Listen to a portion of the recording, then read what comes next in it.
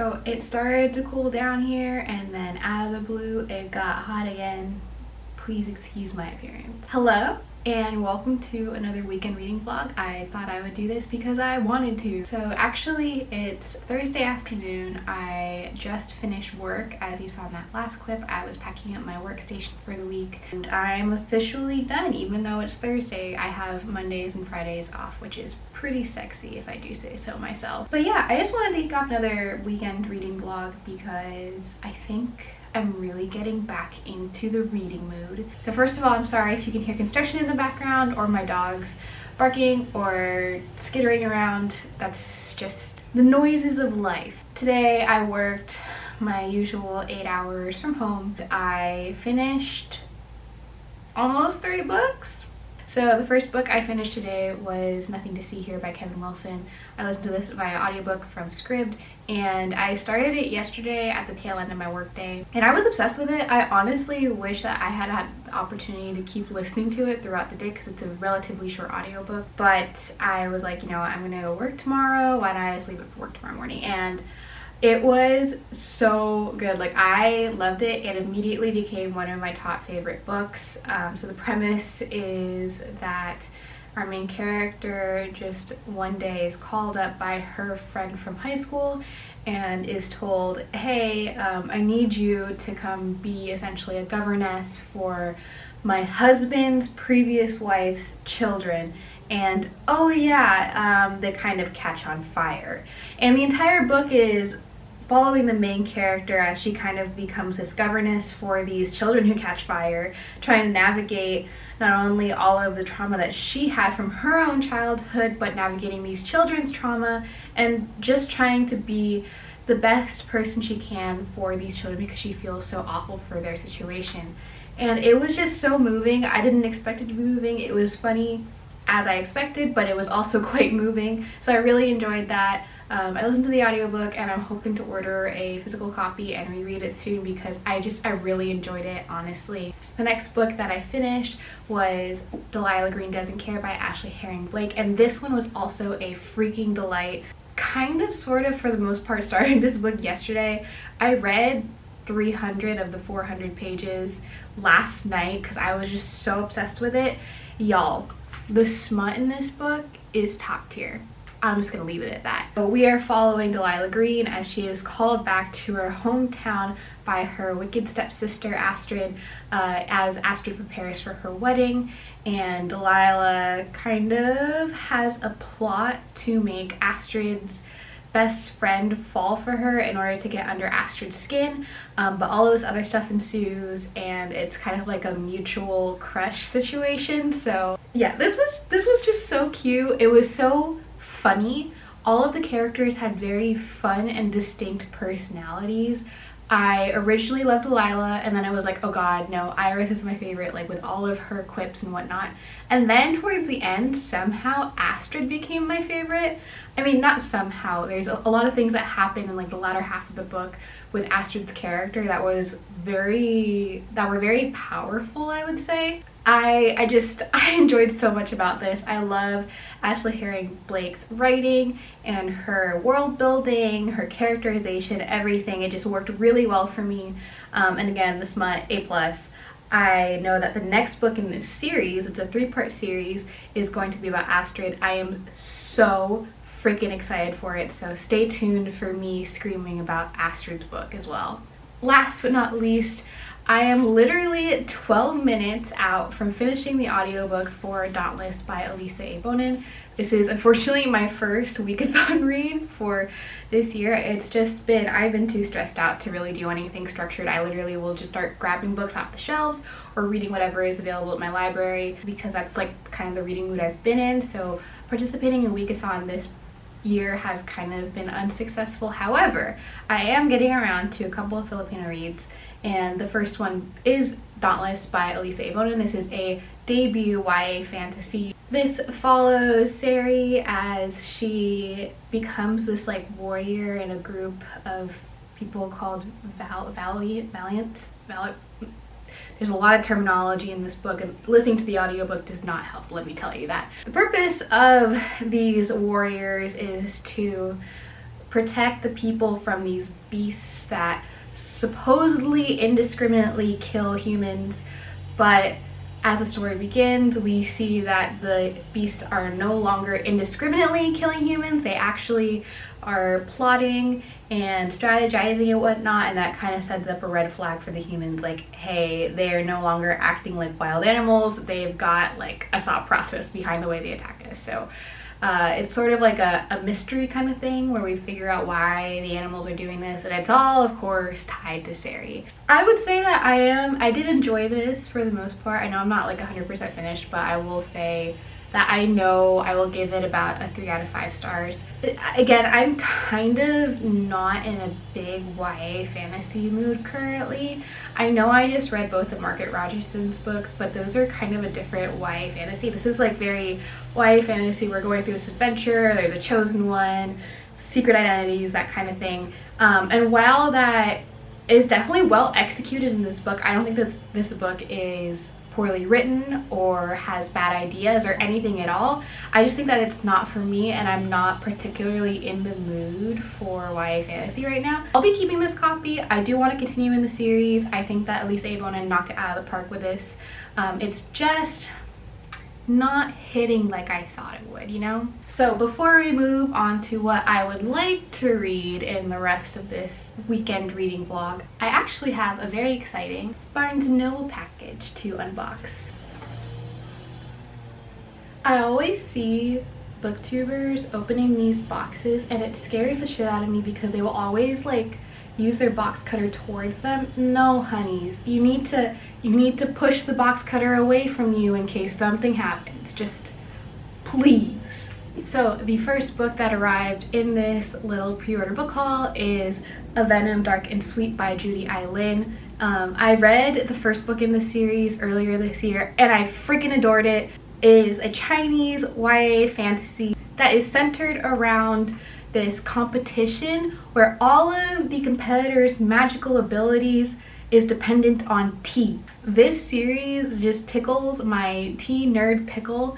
The magic is so cool. I remember liking the romance, and I can't wait to have it on the shelf with the other book because look how pretty this cover is. The covers are so pretty. They're gonna look so cute on my shelf together. So the second book that I got in my little Barnes & Noble pre-order haul is Babel by R.F. Kuang. If you have somehow missed the buzz around this book, this is R.F. Kuang's, I think, latest fantasy novel. I think it's leaning a little more towards urban fantasy, where it's dark academia, magic at a school, and I think it has to do with like Oxford or some like Ivy League school. Anything R.F. Kuang writes, I am going to give it a try at the very least. Eventually, I think it's supposed to cool off here and I should be able to experience fall for the first time in like 7 years. And hopefully I will be able to like really delve into all of my dark academia books on my TBR shelf during that time, because I think the vibes will just be immaculate and I will be saving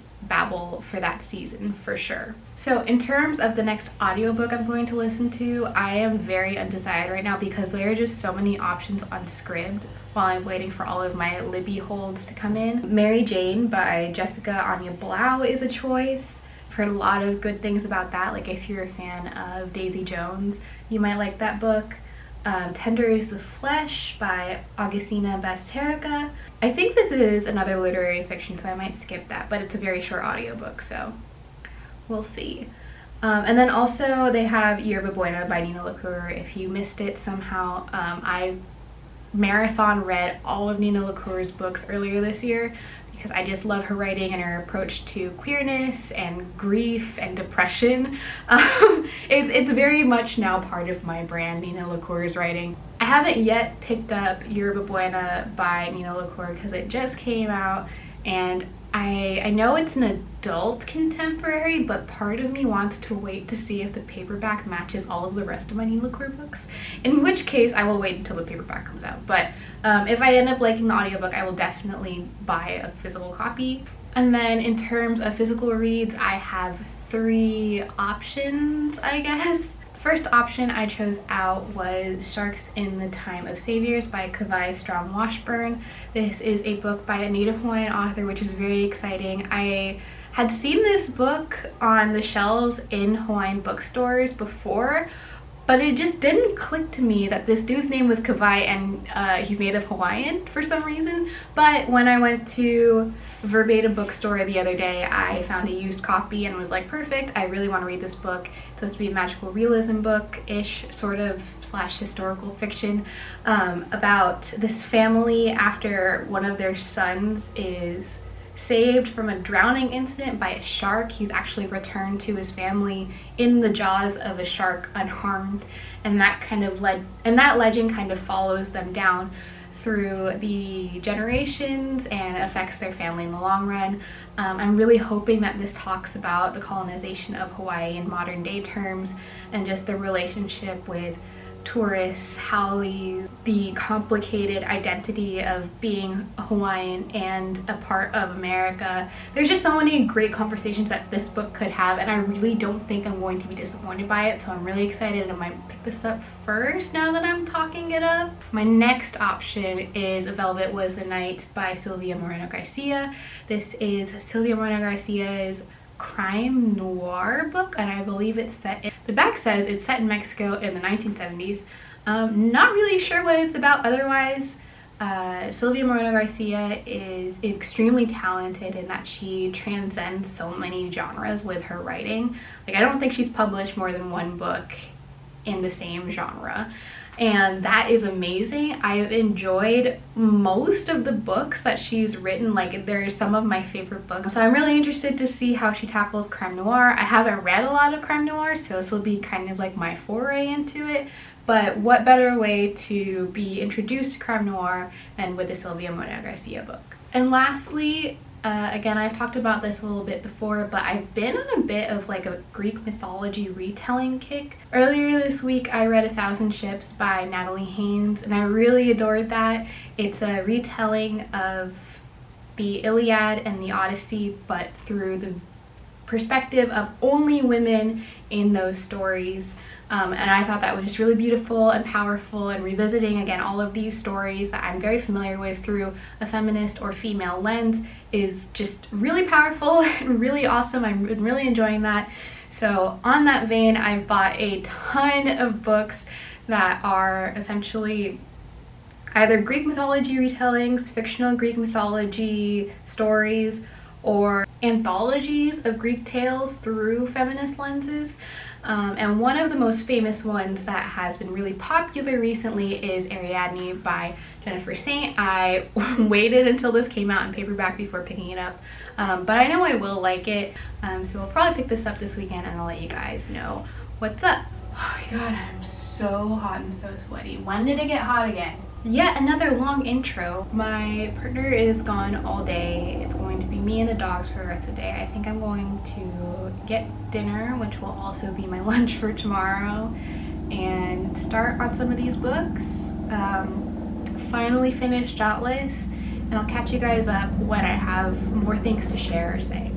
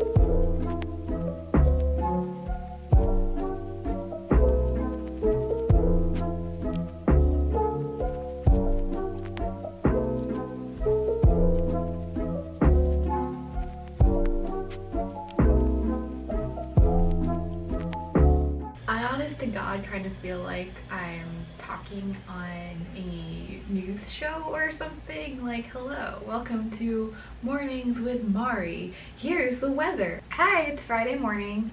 Walked the dogs, had breakfast, cleaned up a little. Now I am fully ready to do all the things that I don't want to do today. Got a long list of errands, which includes an oil change and getting things from the grocery store that I'm just not particularly looking forward to. But I'm also going to try and make that outing a little less painful by going to the library and picking up some birthday presents. Before I go into that, I just wanted to give you guys a quick update on my reading since this is a reading vlog. I started the audiobook for Yerba Buena by Nina LaCour, and I don't know how I feel about it quite yet. Again, the exploration of grief as a queer person is spot on for Nina LaCour, but that beginning with Sarah and Annie was a little rough.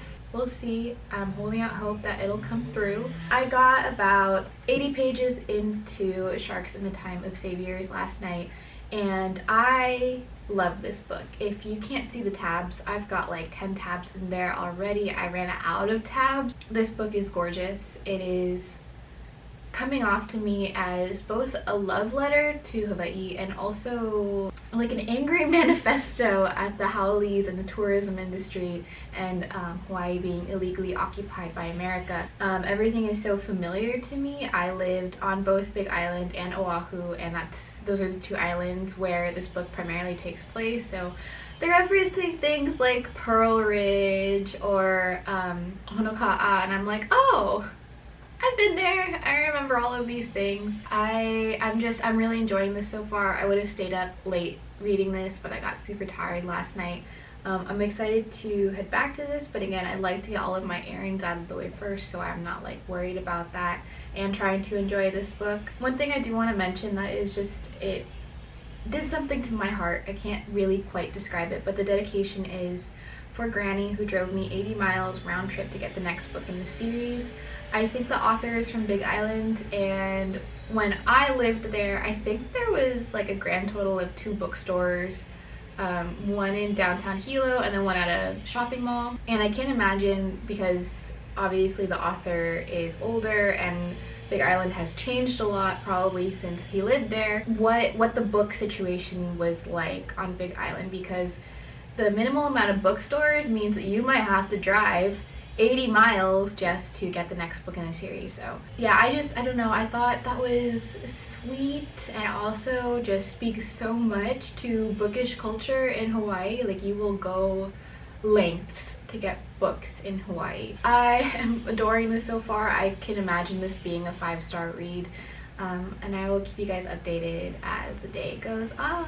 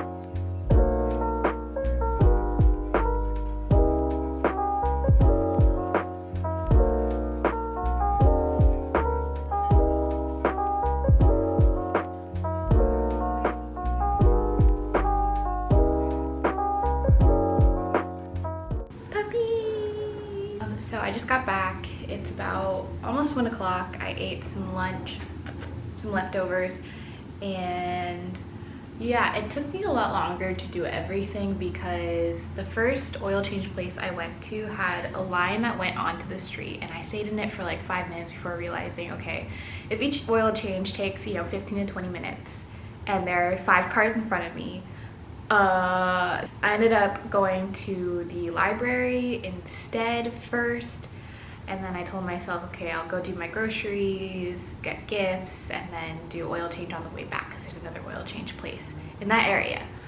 Whew, okay. So all that to say, first I went to the library, so I'm gonna go over the library books that I got. I returned to library books, so walked away with 4, which is definitely not how it should go, but that's how it went. The first book I got was The Bear and the Nightingale by Catherine Arden, sorry. So the next book I got is When Katie Met Cassidy by Camille Perry. This looks like a sapphic romance. The next book I got was The Vanished Birds by Simon Jimenez. Filipinos, because people had this on their weekathon TBRs. Tala. Tala. Stop it. I'm filming. Tala.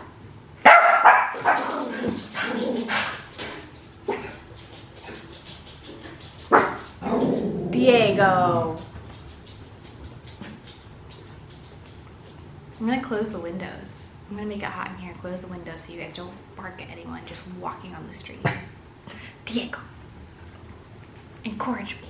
And the last book that I got at the library was The Bookshelf on the Corner by Jenny Colgan. That concludes my errands for the day. Now I have to tackle chores. I have to fold the laundry, clean up a little bit. I've got to pack presents now. So yeah. Oh, this is a reading blog. I have been listening to the audiobook for Yerba Buena by Nina LaCour. I think I have like less than 2 hours left, which is pretty cool. I'm not vibing with it like I have with Nina LaCour's other books. She's tackling so many things in her adult debut and it feels like a little too much. I read another couple of chapters of Sharks in the Time of Saviors. I'm still really enjoying it. I want to like take my time going through it, but at the same time I want to like rush through it because it's so good. I'm at the point of the story where the siblings have gone off to school in the mainland, as kids from Hawaii are typically want to do, especially when they're able to get into nicer schools on the mainland. Hoowee, the daughter, is actually, I think, at UC San Diego, if not San Diego State University, which is very exciting. So San Diego has a lot of residents from Hawaii or have family in Hawaii, and there's this very interesting exploration of that with Hoowee, where she is from Hawaii, she's there to study, but she doesn't want to be part of like any clubs or anything associated with Hawaii because this is her first time away from home. This is the first time she's not associated with her brother. You know, she's really enjoying that anonymity and being able to navigate her life without that identity as part of her, which I think is a really important discussion for Hawaii diaspora kids.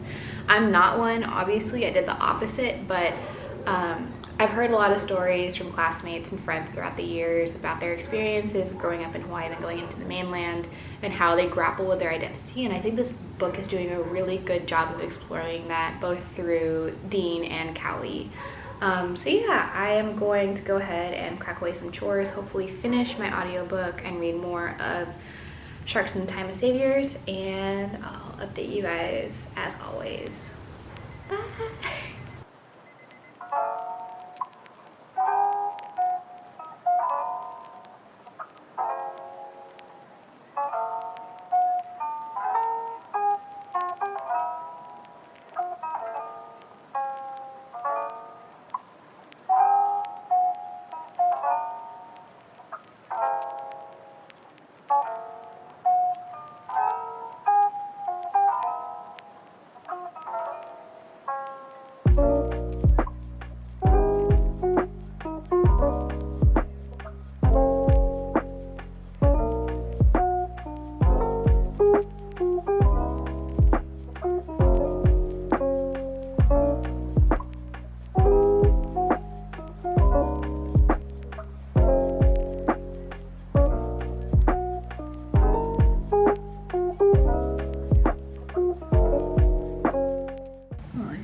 Got so tired out of nowhere. This is me ending the reading vlog because I talked way too much, and in the editing process I was like, I'm gonna have way too much footage. I also recorded a clip yesterday after I finished Sharks in the Time of Saviors by Kavai Strong Washburn. I was super emotional and in my feels. I am one of those people who sometimes my emotions get just a little too big for my body, and that was one of those moments. I finished this book and I just was overcome. So now I'm here to tell you in a much more stable mental state that this is one of the best books I've read ever. And I'm a little biased, of course, because I do have the experience of living in Hawaii. I lived on both Big Island and Oahu, which are the two islands where this book takes place. I think regardless of one's connection to the place or the mythology or the cultures referenced in this book, I think you're gonna enjoy this. It's just such a beautiful, moving read. It definitely taps into that magical realism without leaning too heavily into the colonialism talk. It just does a really beautiful job of tying so many things together. There's, again, like I talked about this in an earlier clip, but there's so many things that this book could discuss, and it did discuss, but it never felt like too much. It was touched on just enough in the right way, and I never felt overwhelmed or like it was going in too many places. So I think this is just an incredibly well executed book. Really beautiful, and I highly recommend that everyone reads it. It's one of my favorite books of all time, if not the best book I've ever read. So the other book that I finished yesterday was the audiobook for Yerba Buena by Nina LaCour. I ended up rating it about 4 stars. I still really like Nina LaCour's writing, and again, the exploration of being queer and then grappling with grief, I think it's just her wheelhouse, and so that was really well executed. There were some parts towards the middle and the beginning that I wasn't too crazy about, and it's overall just not really my most favorite Nina LaCour work, but I think it is a solid adult debut, and it still has her voice to it, so I'm not totally mad at it. I think that the audiobook did kind of ruin the experience, so I would recommend picking up the physical book. Since finishing Sharks in the Time of Saviors yesterday, I haven't really picked anything else up. I've tried picking up Velvet Was the Night and Ariadne, but it just hasn't worked. I'm in a little bit of a reading slump because I just enjoyed Sharks in the Time of Saviors so much. I did start the audiobook for Tender is the Flesh. It's a very short audiobook. I think on 2x speed it's only supposed to be about 3 hours. And I'm thoroughly freaked out by it so far. The premise, or what I'm gleaning from the premise, essentially it's COVID, but COVID only affects animals. And it makes it so that if we ate the animals, we would get sick and die. So we have to not eat any more animals. But because the virus doesn't affect humans, that doesn't mean we are completely without meat. It's a very sick and twisted read. It's definitely interesting to explore that whole what if. We'll see how the rest of the 3 hours goes. I don't have much else for you guys. I know this is going to be a long ass vlog, so if you stuck around till this part, thank you so much. I really appreciate it. Regardless if you skipped around or not, thank you so much for tuning in. I hope you have a good rest of your day and a good rest of your week, and I'll see you next time. Bye!